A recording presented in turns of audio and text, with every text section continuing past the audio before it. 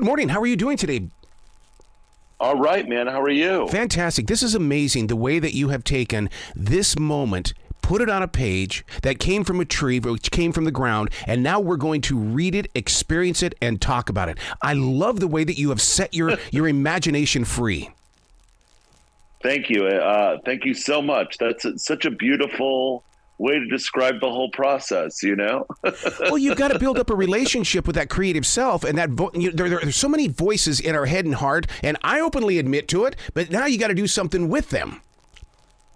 Exactly. No, I mean, this book is very much like a purge of a lot of my own neurotic thoughts and feelings, my own self-loathing.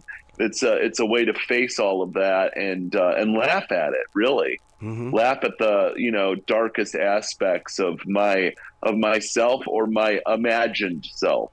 Yeah. It's a series of nightmares. Now, you've got my attention on this because I study dreams. I mean, I go hardcore, look it up, try to figure out what's the message here, how can I incorporate it, activate it, and get involved with it. Yeah, I mean, there's, it's a surreal book. There's a lot of, it gets weird. And, in that way that it really does reflect dreams and nightmares, and which goes into sort of there being like an aspect of the book where anything is possible.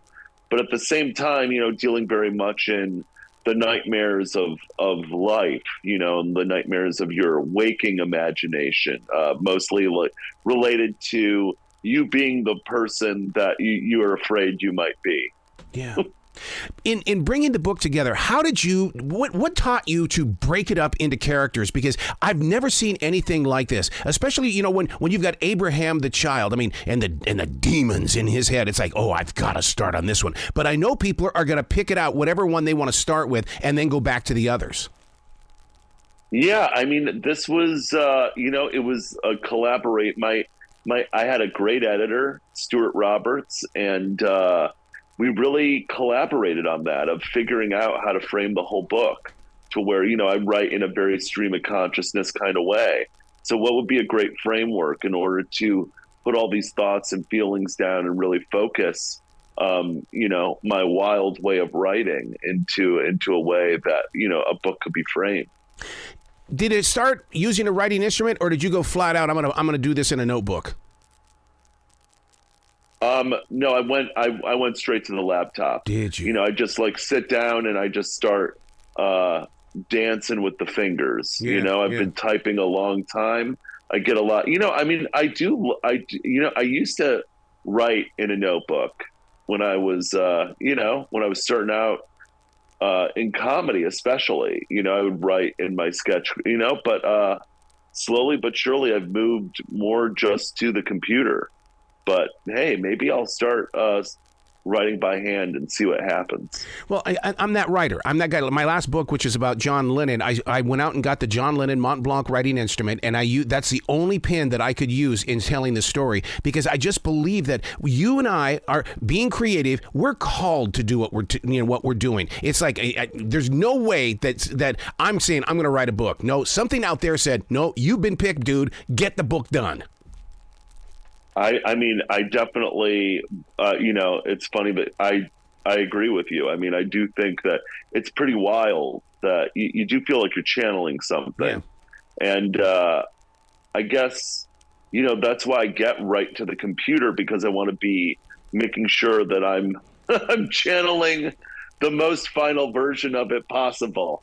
And that I'm not gonna, lose the pages or something like that. But I mean, it's definitely, I am able to do that with typing too, where I feel like I'm tapping into something. And I mean, I really do think that that's what art is about. It's kind of amazing to me that I write or that I act sometimes in the day.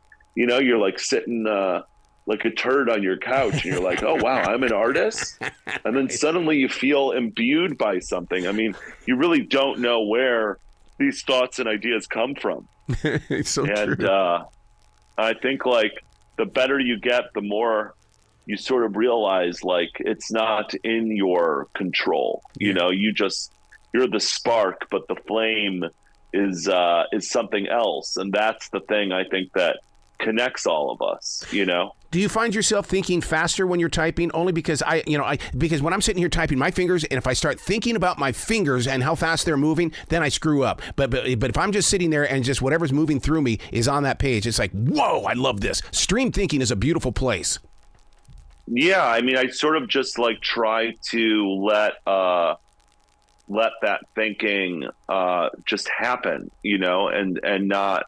You sit down with a preconceived idea, but then a lot of times in the middle of writing, you see it going a different way, and it's always going to work out better if you follow that way. Yeah. I mean, it's sort of the same thing with everything. It's the same thing with acting. It's the same thing with every art.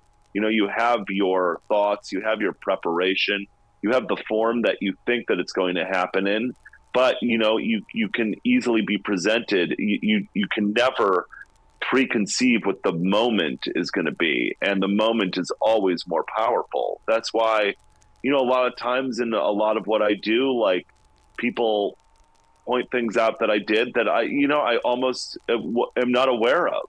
You know, it just sort of happened.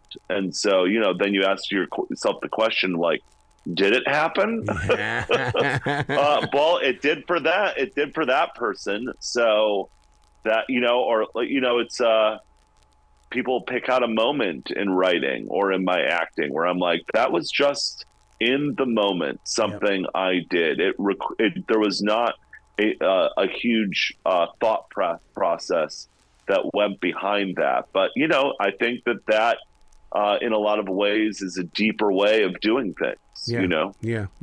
Merchandise for this book. I mean, it's somewhere along the line. You're going to have to do T-shirts for each one of these characters, especially for Z, because I just know the goth people are going to say, I love this, man. Z meets Satan. I gotta have a T-shirt.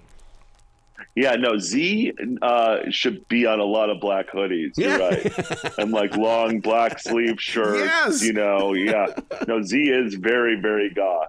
No, you have the halo and you have the devil horns. Well, Z is both. Z goes both to heaven and to hell. So,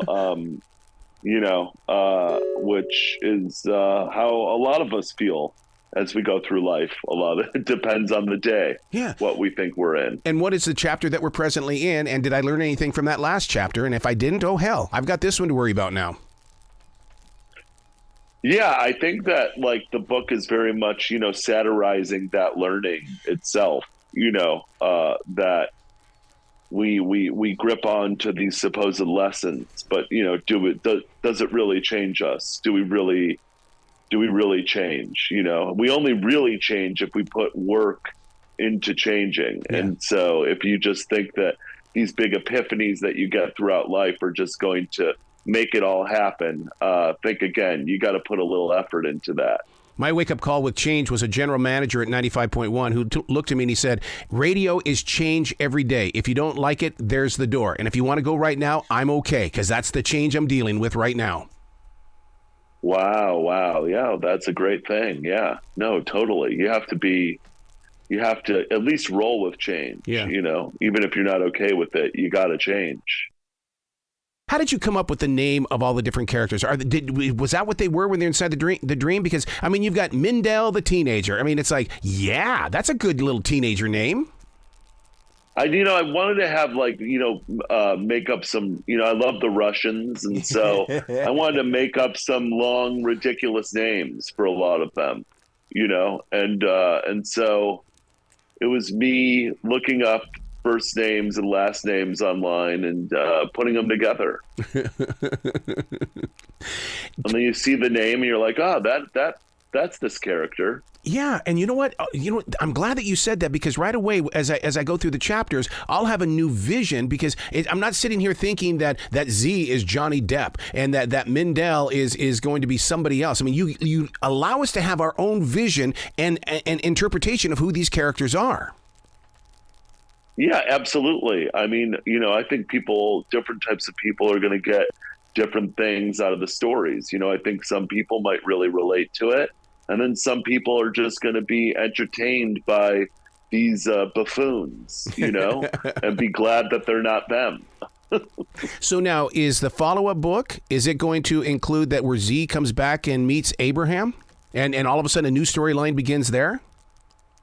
I mean, who knows? I mean, that could be cool. I mean, this could become my own personal Glass family. Yeah. The Glass family, I'm referencing J. Salinger there, where you see them revolve around, each other, and you see different stories come out from these characters. That could definitely be the next book. I could just stick with these people. Because you're very good at theater of the mind, and it really does serve as a great escape. And then when you finish a page or you're done reading for the day, it's like, God dang, I really went somewhere. Oh, thank you so much. That means so much, you saying that. Yeah, I mean, I wanted to give people an experience while they read it. I'm like very influenced by like those urban neurotic authors, but then also by like the Russians and the Beats, or the Beat adjacent people like Bukowski and Henry Miller that write in this very stream of consciousness way and really get, down to the very, very raw nitty gritty of who we are, what our desires are. Wow. So it was dealing with a lot of influences there, as much as I'm influenced by Groucho Marx and Yes. And Woody Allen,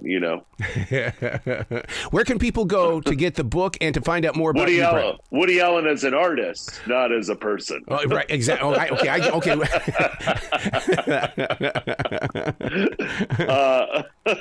Where can people get the book? They can get it wherever they prefer to get their books, and it's you can read it, and there's also the audiobook and I'm reading it. Even better. I love it when you guys do that. Because this way I get to hear your inflection. Yeah, no, it was really fun doing that. I mean, they asked me, they were like, do you want to do the audiobook? I'm like, excuse me, I'm still an actor, of course. Well, you've got to come back to this show anytime in the future, Brett. The door is always going to be open for you. Thank you, man. I've had so much fun talking to you. Thank you so much. Will you be brilliant today, okay, sir? You too, sir. Thank you.